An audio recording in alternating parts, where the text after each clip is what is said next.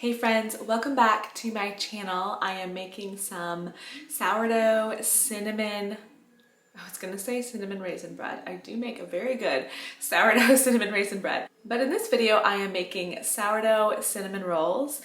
And I thought I haven't shared before a step-by-step video with me making this recipe, and it is delicious. I only make them a handful of times through the year, but they are just the best. So I'm gonna take you along tonight and tomorrow and show you how I make these. So my steps tonight are actually pretty simple. It's just getting the first ingredients mixed together. It sits overnight, and most of my work will be tomorrow morning. I use my KitchenAid mixer for this recipe. Just pulling up my recipe here because I definitely did not create this recipe. A lot of my sourdough recipes are from farmhouseonboone.com. Lisa from Farmhouse on Boone also has a YouTube channel that I really enjoy watching. Great inspiration for motherhood and homemaking, and specifically sourdough baking. So I will link her recipe down in the description box if you want to try it out, because if you sit and watch this whole recipe video, you will want to check out her recipe and try making it yourself. First, I am going to measure out my coconut oil because for this recipe we want melted coconut oil.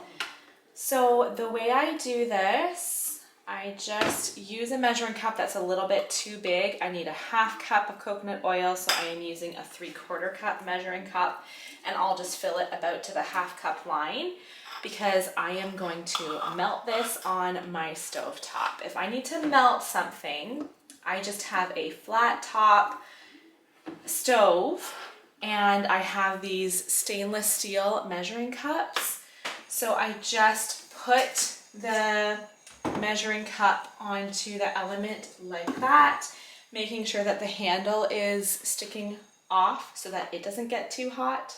While that melts, I'm gonna add my other ingredients to my mixing bowl. Half a cup of water, 4 cups of all-purpose flour, 2 eggs,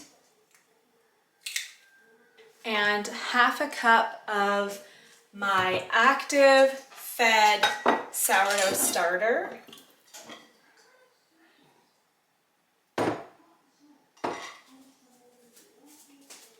This coconut oil is all melted, so I'm gonna pour that in. And then I'm actually going to do the same thing for my honey. I usually like to have the liquid honey on hand for this reason. For when I am making recipes, it's okay if some of that coconut oil gets into my honey here. But because this honey is creamed honey, I know that it will mix better if it is melted as well. Oh, sorry, that scared me, but no worries. It's just going into the hot oil. The nice thing about honey, or the nice thing about doing the oil first and then the honey, is that when I pour the honey out, it is just going to glide right out because the measuring cup is basically oiled for me.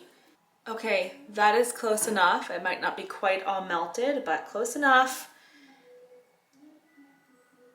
Comes out from my measuring cup so nicely. I'm gonna just throw this directly into the sink.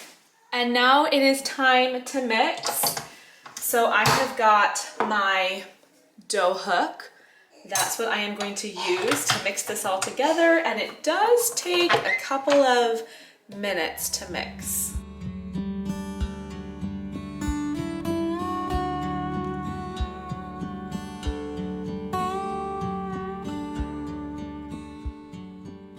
I'm definitely not telling you to do what I do, but I'll tell you what I do. I know that it's time to turn off my mixer, this KitchenAid beast of a thing that's been working for me for a long time. I know to turn it off when it starts to sound a little bit labored and then it starts to smell a little bit. Like I said, don't necessarily copy me, but I start to smell like the motor kind of overheating, and then I know, okay, that's enough for my KitchenAid. In the instructions for this recipe, it says to keep mixing until your dough is smooth, glossy, and can pass the window pane test. So I feel like my dough is very smooth, it's very glossy. Now, as for the window pane test, that's a tricky one. You're supposed to be able to pull it and pull it and pull it until, okay, that's not bad. Until like you can almost see through it and it still hasn't broken because it's just so nice and stretchy.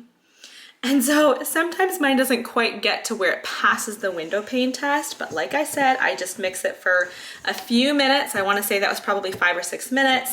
It's smooth, it's glossy, and my KitchenAid is giving up for the night. So there's that ready. I'm just gonna lift up my ball of dough, pour a little bit of olive oil in the bottom there, and then put my dough back in, roll it around in there. Now I cover my bowl and let it sit until tomorrow, about 12 hours or overnight.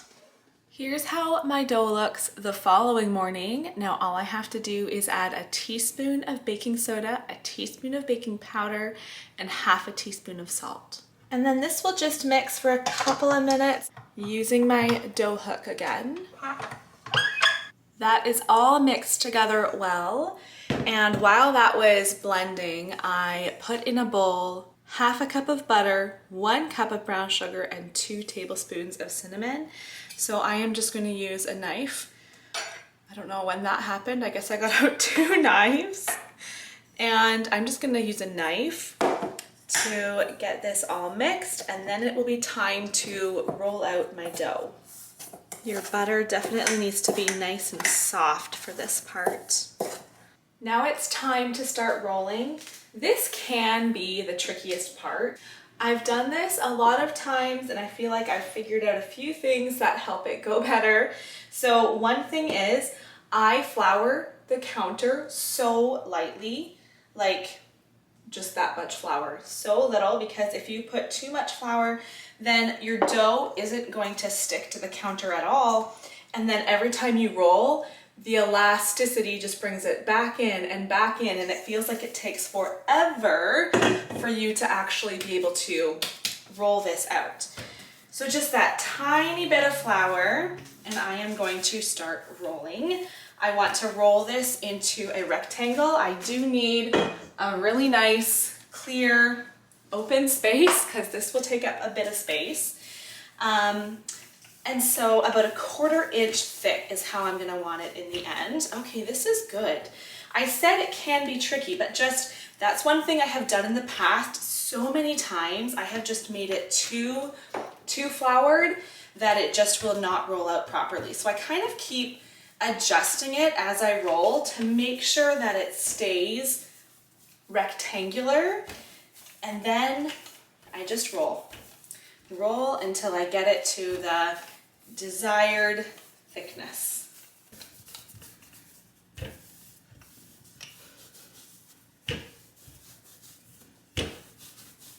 I just started warming up my oven to 375 degrees. I know the recipe says to do it at the very beginning, but I know it takes a little bit of time getting all these steps done, so it's warming up now.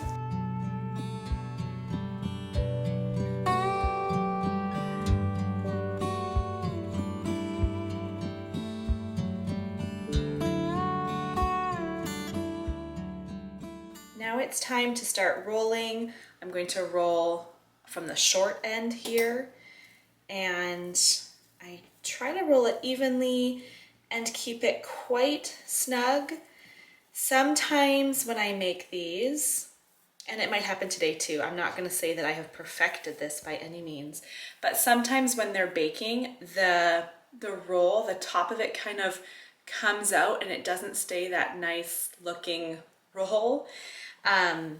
And so I hear that happens when your roll is too tight. So I'm not making it like super tight, but also trying to keep it tight. I feel like this is no help at all. When you start making them, you just kind of get used to the right feel of it. I also sometimes just pull it out a little bit as I'm going. And here we go. Stretch out those edges a little bit. If anything starts coming out the sides, I can just pinch the edges here. And then the end, I just pull up this way and kind of squish it in a little bit so that it's not gonna open. Try to get that dough attached. Pinch the edges. And then it's time. Sometimes I pull it out a little bit again. This is supposed to make about 12 rolls. Sometimes I find that 12 is too little and I'll do 14. We'll see how it goes. Now I know that a lot of people swear by using a string or floss or something to cut these. I use a bread knife. That's what I find works the best. So my first cut is going to be about halfway. You want to slice gently so you're not squishing it. There's a look at that interior. So good. Then I slice in half. This looks about right. So I'm going to do 3 with this section. 3 again here. And I like to bake my rolls. I'll show you the first one there. So good. I like to do them on my cast iron pan. You absolutely could do these in a glass baking dish or something instead. And if I am going to be transporting these like to someone else's house, I would use my glass pan that has a lid that I can easily transport in. But if we're having them at home, typically I will do them in my cast iron pans. So I have 2 cast iron pans here. You want to put them not too close together because they are going to expand quite a lot as they bake.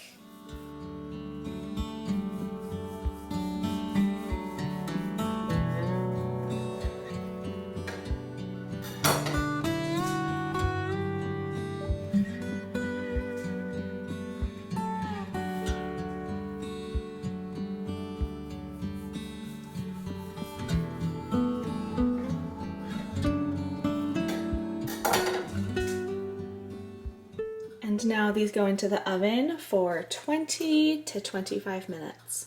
A lot of cinnamon roll recipes will have a cream cheese frosting for the top.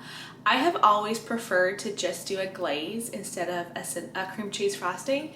So first off, I made sure, or I thought I made sure, I had all the ingredients to make cinnamon rolls this weekend, forgetting that I don't have any icing sugar. So I just did a quick substitute here, 2 cups of regular granulated sugar and 2 tablespoons of cornstarch.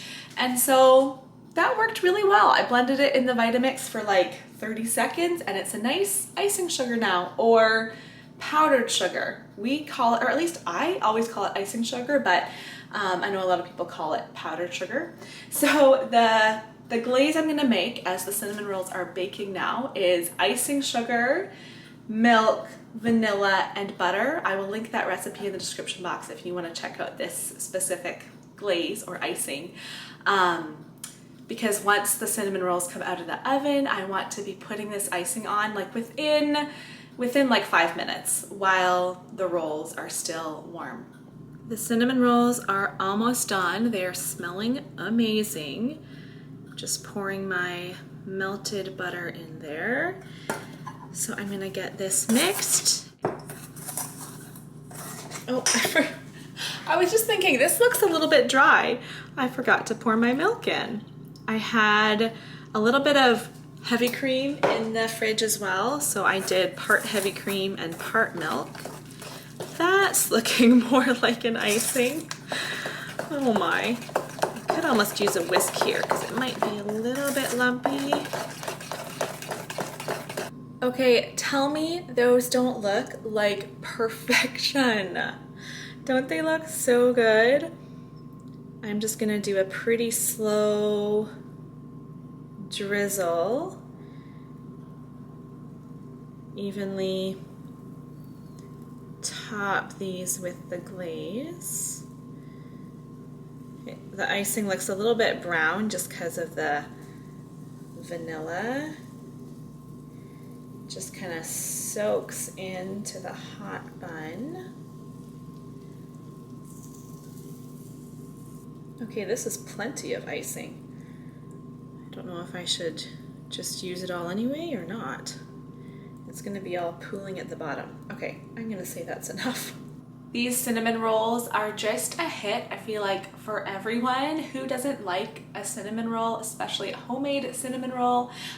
Case in point, my sister and brother-in-law just stopped in a minute ago and I set them off with a couple of cinnamon rolls. So my one pan here has 2 missing, and it's a great recipe I have brought to people's houses. If you're like a good thank you gift, if someone has done something for you and you want to give them a little thank you, a pan of cinnamon rolls goes over so well. My kids often pick this recipe for a birthday breakfast. We often do this for Christmas breakfast. Just a great recipe. So I'll link the recipe to the cinnamon rolls and the icing down in the description box below if you want to try it out, and let me know in the comments if you try this recipe, and I'll see you guys next time.